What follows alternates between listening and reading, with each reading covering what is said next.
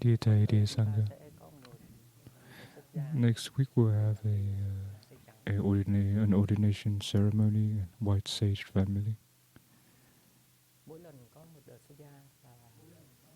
Each time that there is an ordination is great happiness, bringing energy not just to the ordained community but also to the whole Sangha. It's a very important ceremony. In the traditional Buddhism, they compared ordination as a rebirth, born once again. Because from that point on, the life of that person would be very different, into going into a very positive path. Even though it's the same mind, same body, the same person, but it has a lot of beautiful virtue, beautiful qualities, and a change in the core of that person. So that's why it's called Chúng Sinh, meaning the core of a living being. So when we step into the ordained community, ordained life, then the opportunities, the seeds that are sown within ourselves doesn't just affect us on the ceremony, but also in the rest of the life of the person, and for lives to come. Because the positive seeds are sown by the love, protection, so that's why it doesn't lose, it doesn't die. That is why we are called Chúng Sinh, not rebirth. Tái sinh is rebirth. Chúng Sinh is like a new, not birth and death, like reborn, but rebirth in this very same life. So that's the fortunate thing.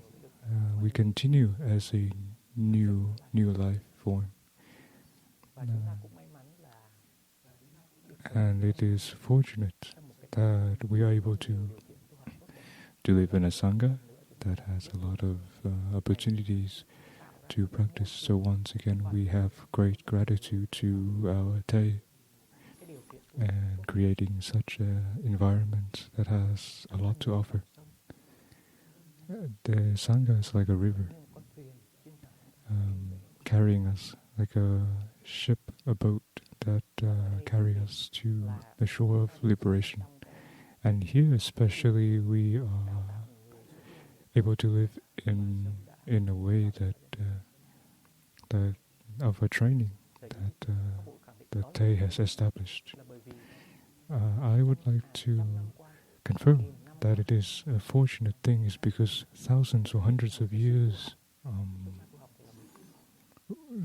we know that to be ordained is an opportunity, a great opportunity, but also to recognize that, especially for patriarchs or those who have been practicing for a long time, they all know that it is difficult to practice. To transform the difficulties within ourselves is a challenge, because it is a life energy. Life energy, it doesn't want to dissipate. It also have a living force. So if we are fortunate to have practice, then we are able to recognize that how difficult it is to transform those energy. So it has to be those who have great aspiration, strong aspiration, that can stay on this path.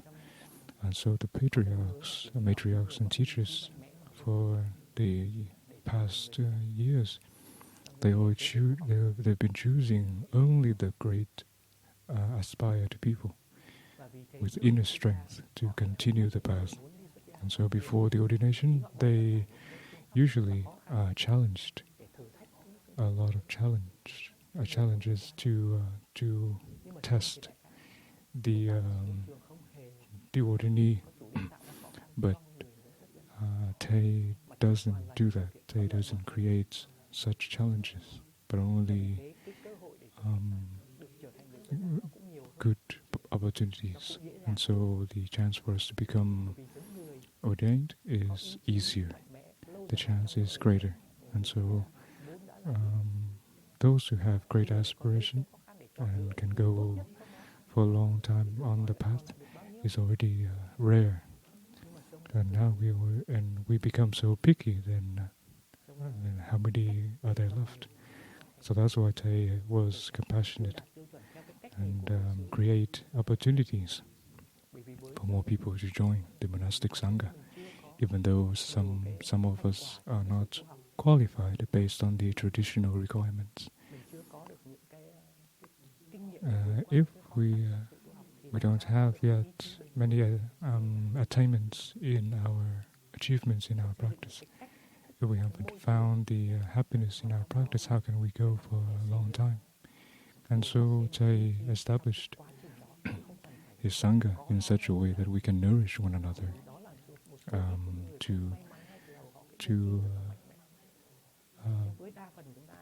rather than requiring us to have the values from the beginning, but to allow ourselves to develop those values along the path, to reinforce it in the process of practice. So that is a great compassion and a fortune for us. And so in our training, it is not similar to traditional Buddhism. If we read books or research, then we could see that some other traditions are great, but actually we might not even qualify their requirements. But here, the requirements are different. So it allows ourselves to transform each day and cultivate those values each day instead of having them right in the beginning. And so that is why here the elder brothers or sisters are not allowed or not encouraged to challenge or to test their younger brothers and younger sisters, only to create positive opportunities for them to grow. When I was an aspirant in a traditional temple, my teacher wasn't hesitate to test me, to challenge me, and it depends on his view to create countless challenges. So besides the positive opportunity, there are also great challenges to test if the aspiration of that person is good enough. But here we only have beneficial opportunities. There's no challenges. So that is born from the compassion of Thay. So we need to recognize that. So he was able to let go of the tradition that has been existed for so long, to be more compassionate, to be more open, to create more opportunities for our generation.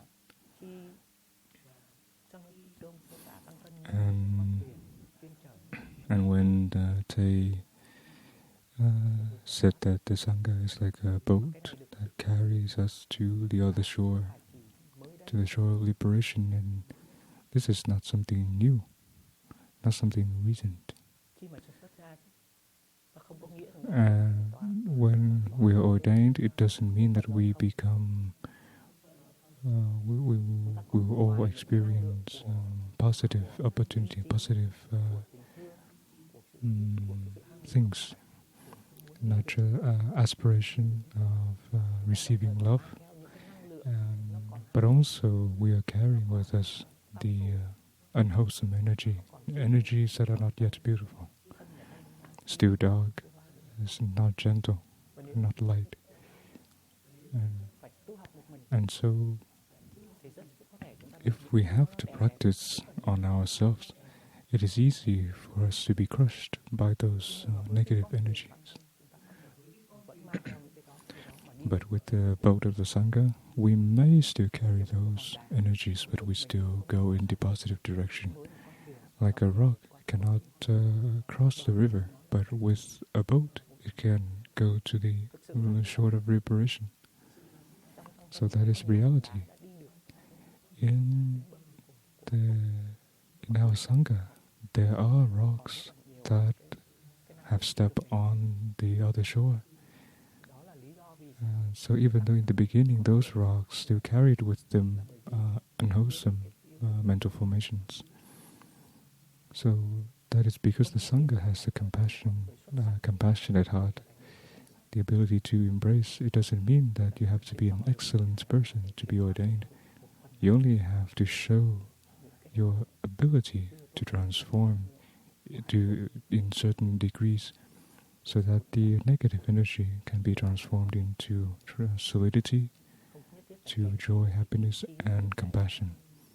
It doesn't have to be accompanied with your experience, your knowledge. You just have to be at a certain level. And even now we can still show that we have the capacity to transform. That is important. And so Thay created a opportunity, an environment that is very beneficial to make the practitioners feel comfortable and feel that they are able to transform in the process of practice. And wisdom is a journey, it's not a destination. It is not just a point that we pass and never return. It is a process of reinforcement.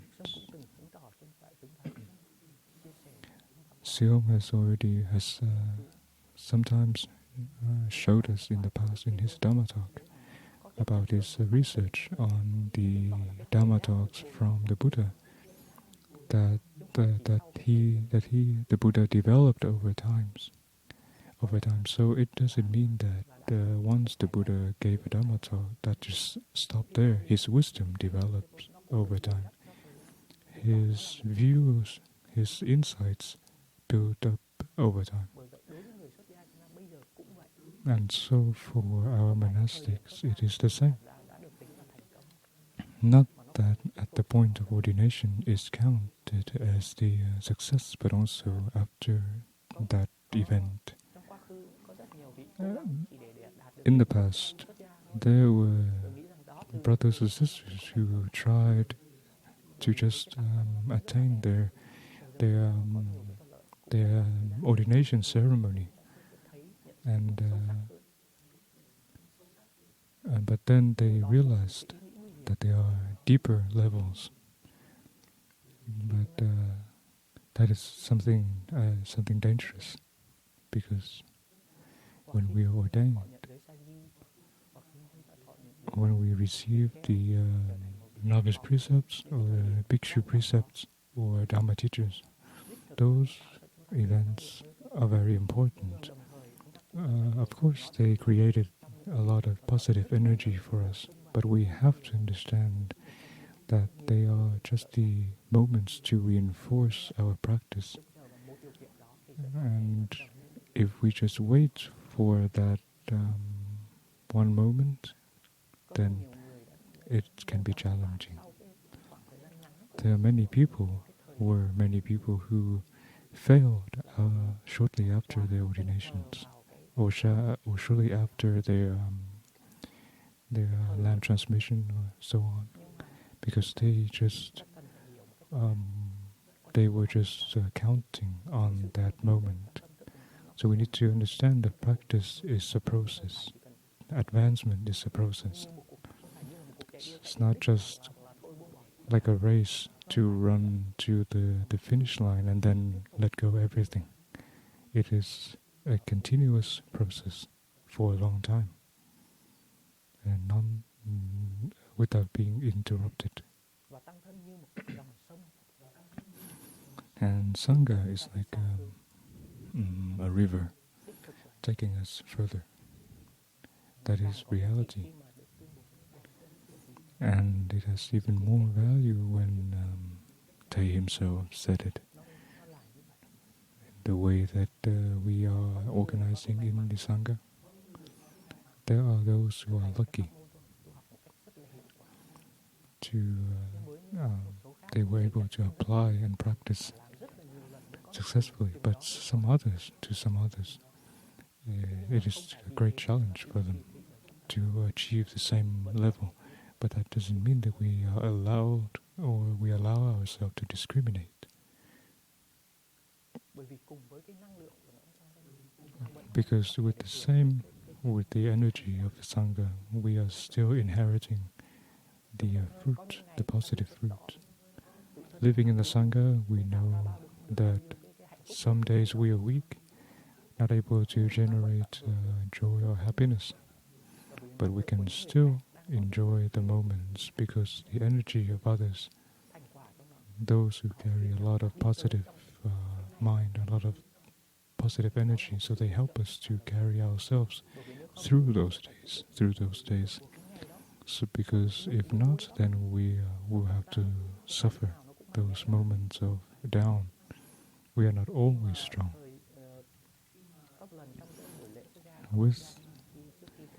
There was one time during ordination before he cut his younger brother hair. He said, "I wish that if you fall, you can still get up and keep walking. Not every day that we are successful. Don't be naive to count on that. But the important thing is, if we fall, we can still continue. And living in the Sangha, we can see that support is very alive, and that river, that flow, can take us further. Even if we are not able to achieve so much success in a certain period of time, some other period of times we are so lively, we are so mindful of our breath, but sometimes we are unable to be there with our breath. But living in the Sangha, then we can still continue. That is something we have to be grateful for from our teacher. When we have become a Sangha who live together daily, we are influenced by our fellow practitioners, and so it is harmonized. So sometimes our negative energy can burst, can surface, but we can embrace them because life is harmonized, and so we feel that our life force is not just within our body, individually, in our own efforts, but also in the efforts of others, in the practice of others. So, knowing this, we will appreciate more our environment of practice. We need to see this in the beginning, from the beginning. And so when we have become an ordained person, kneeling before the Buddha, before the Sangha, we will be receiving a very great energy, even though the process has started for a year before. So it doesn't mean our practice only starts when we are ordained, but when someone who is aspired become an aspirant, that is already where it begins, because the environment is 98% similar to an ordained person. So now we're just continuing that process, combining with the energy of the witnesses, of our blood relatives, our Sangha, And with such powerful energy of the ceremony, our aspiration becomes stronger. Our awareness becomes deeper. So that's why we still create, we still organize these ceremonies. But in reality, we have already started our journey a year before, not just on that event, on that ceremony, and it will continue for years to come. And so each important event, such as the ceremony, we still hold, so that we have the opportunity to receive more powerful energy for those who are the ordinees. And so with the pure mind, the beginner's mind, directing to the path, that with that energy the ordinee will be fortunate enough to receive the precepts. The precept body. The precept body is a wisdom. It's a wisdom from a long time. It's an opportunity for us to go towards freedom. When I received the 5 mindfulness training, that was the greatest moment of my life, when I received the precepts, even stronger, more powerful than when I received the 10 precepts, novice precepts, or the bhikshu precepts. And luckily, I still have that power up to this day. Someday I am very weak, and someday I failed a lot, and someday I'm very disappointed with the Sangha and with Thay himself. But those beautiful moments, those beautiful energy arose to save me. And one more time, I confirm that it is a fortune to live in the Sangha. That is the reason why, with the ordained people, it is a punishment to not be able to live in the Sangha. In a community of ordained people, it is not any other punishment. In the greatest precepts of the ordained people, then the greatest punishment is that you are not able to live in the Sangha anymore.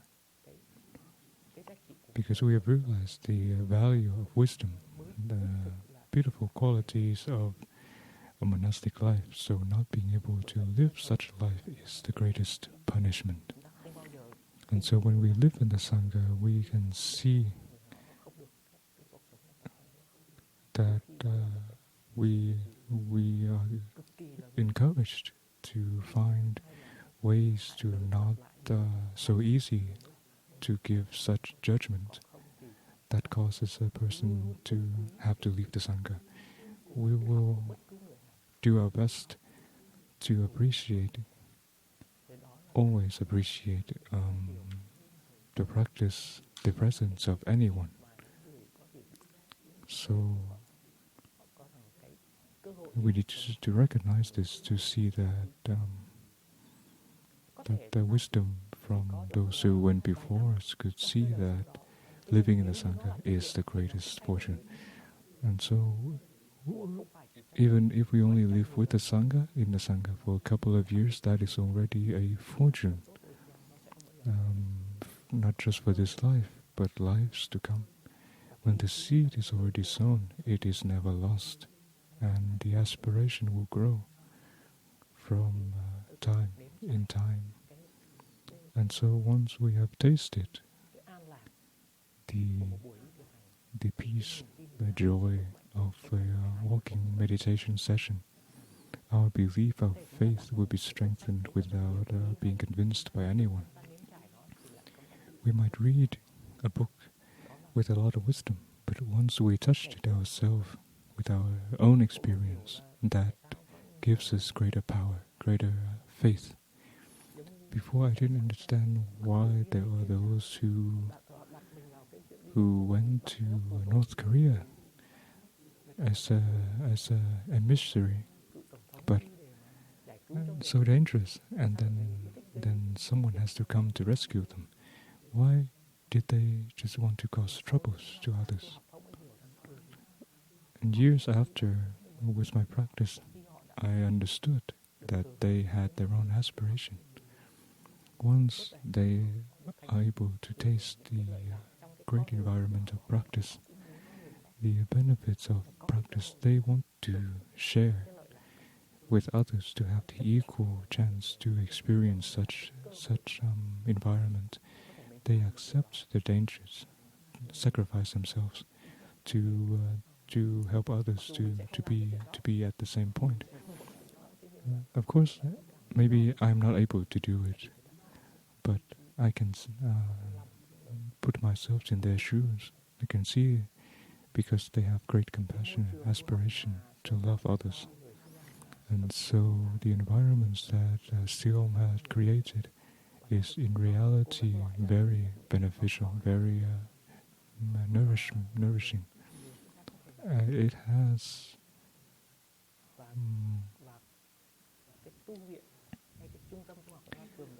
and the monastery, the practice center, are usually placed further away from the town to stay away from the sufferings of the lay life. So here we are not facing the same challenges as they do out there. The energy of nature, away from the noisiness and busyness of outside environment. So the ability to be able to inherit a positive energy is greater. So imagine each day, every day, we have to come in contact with suffering from the outside. So then our strength is not so much there. With Thay's experience, he saw that even within the Sangha, individuals might cause conflicts, blaming and criticizing others. And so they had to listen too much, had to deal with that too much, the conflicts between brothers and sisters. So he said, your journey, dạ thầy xin thầy lặp lại á thầy. Bão tố ở trong bát canh chay. Này con dịch ra không biết mấy anh hiểu không? So basically Thay said your challenges are nothing compared to the outside. Because in the monastery, the energy that cause such sufferings, like on the outside world, are limited, already filtered, and so when something like that manifests within the Sangha, is nothing compared to the outside. So here we are not facing any of the difficulties that people do on the outside society. And so that is one of the things that confirm that we are very fortunate to be here. So let us enjoy it, because there will be times, at certain times, that we are not so fortunate to generate the qualities of monastics. Don't see that as a great failure, because completely, for sure, we can undo, we can start again. In the Sangha, no one has to begin again from the beginning, like all the way, all over again. And just like Thay, the elder brothers will still be compassionate and create positive environment. And so if we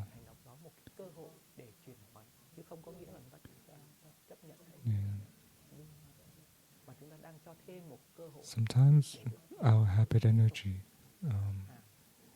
a bad habit energy might take over, then it is possible for our elder brothers and sisters to be compassionate and to be patient with us, allowing us to transform it. Not that they are ignoring us. And so, as Dharma teachers, as elder brothers and sisters, we should choose that way. Don't just because of our certain time of down that we lose our faith. If we cannot do it in one time, then if we try again, then that is still a success. That is the opportunity to strengthen our inner strength. That is something that we are creating and gift to one another. So the next ordination ceremony, maybe it will not be the same as the previous ones because our conditions do not allow us to hold it in the big hall. But because we still want others to come to benefit from the environment of this ceremony. A point in the life of an aspirant, of a person who is aspired to accept, to receive the precepts of an ordained community, then that is an opportunity to sow the seeds in those who haven't had the aspiration. And so we relocated to do it in the Soka garden, so they will be more able to join. Not because the core is changed, but because the conditions is changed. And there will still be a lot of energy, because in the core of the ceremony it is the same. We still have the positive environments, positive conditions that we have. We are willing to share it among one another and share it to others, to create a new destiny in the life of that person, to be able to reborn again. And for those who are already ordained, already received such energy, then that is the same. Then one more time, that energy is renewed, feeling that we are fortunate, feeling that we are nourished, inspired by that energy. The energy of an ordained person is so great that it also inspired others. So that is why we are looking forward to this ceremony. It's not just for ourselves. So one more time, thanks to the aspiration of our bodhicitta. It doesn't bring benefits not just to ourselves, but to those around us, to those who will be listening, to those who will be watching us. So let us enjoy our time together on next Sunday of the ordination of the White Sage family. And please remember that we are carried on the boat of the Sangha, moving forward in the river of the Sangha. We are fortunate to be in an environment that a lot of the challenges are filtered, to be able to become ordained, the opportunity to nourish the aspiration left behind by the patriarchs, the inner strength, the commitment of those who went before us. Maybe in this moment we haven't had their values, but in the future, if we do our best, we will be able to be just like them. So we need to do that in this moment, and they will be polished will be deepened in the ceremony and in days to come after. So let us enjoy that together. So we should say thank you to our teacher, not just the opportunity to be ordained, but also the environment that we're living. And maybe one of us, one of you, or many of you would manifest into the dreams of Thay that Buddhism in the West will carry its own spirit, that one day you will be able to draw the painting of the Buddha that has the Western appearance, not Indian.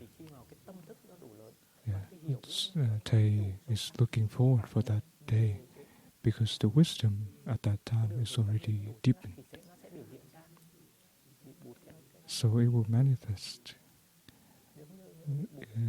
the Buddha in a different form, like the Buddha in Thailand, in India, in Japan, in Vietnam, in Cambodia, in South Korea. They're all different because their understanding, their wisdom is already deepened enough to manifest the Buddha in a different way.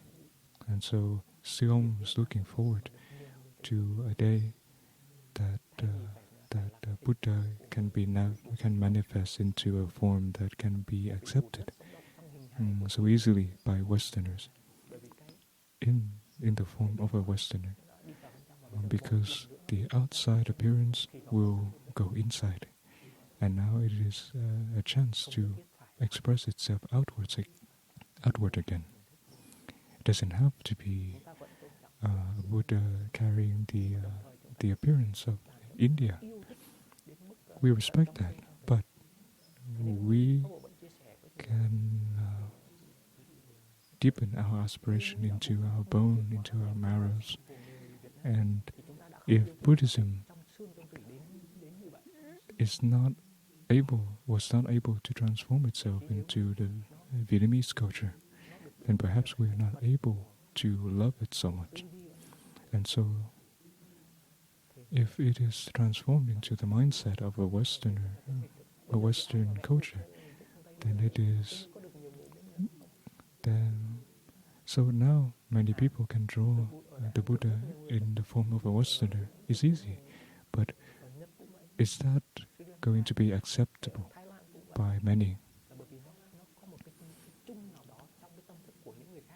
But the Buddhas in other Buddhist countries, it doesn't just show the architect of this, the sculptor, but also the belief of that nation. So we can embody that Buddhism in our own ways, in the way we see, the way we speak, the way we carry ourselves, the way we think. But once it is successful, then it will grow. That is the reason why Thay hasn't chosen an image of a Western Buddha yet. He encourages his disciples to do it. Back in the days, in Indian, the monks didn't have their fish drum. There's no sutra mentioned about the ma, about the fish drum. But now it is changed. So the same, maybe very likely that in the future, those manifestations will arise, and they begin today. Very likely that our younger brothers can only achieve only so many, but they can also become patriarchs in the future. The vehicle is going forward because many are pushing it forward. Some can only push it so far, but each hand that pushes it will go forward. And so the energy of the Sangha, the collective energy, in the modern way, effective way, and with a lot of compassion, will grow from small individuals like ourselves and will go forward in the future. So that is something that we can enjoy together. Thank you, Sangha. Yeah, that is what I want to share. That is something we can enjoy together.